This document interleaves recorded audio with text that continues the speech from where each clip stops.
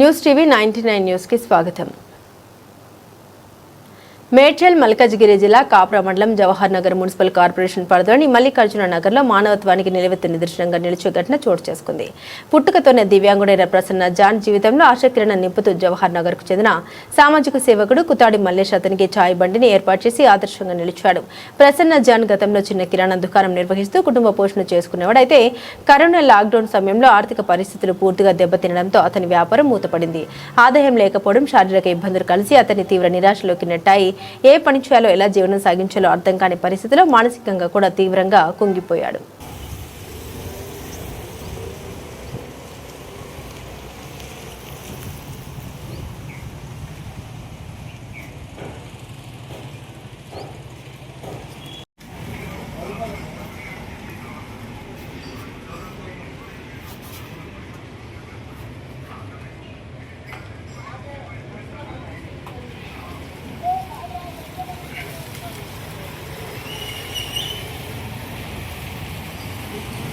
అందరికీ నమస్కారము. నా పేరు ప్రసన్న జాను.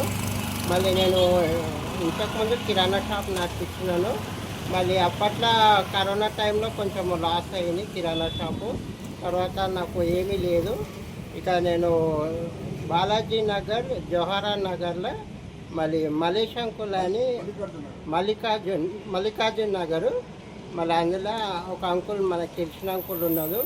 ఆ అంకుల్ ఈ చాయ్ డబ్బా నాకు ఫ్రీగా కొనిచ్చినాడు. మళ్ళీ ఆ అంకుల్ వల్లనే నేను చాయ్ బండి నడిపిస్తాను. ఎవరు ఆయన పేరేంటి?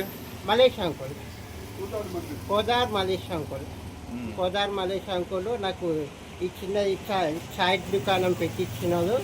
మళ్ళీ మలేష్ అంకుల్కి కూడా చాలా థ్యాంక్స్.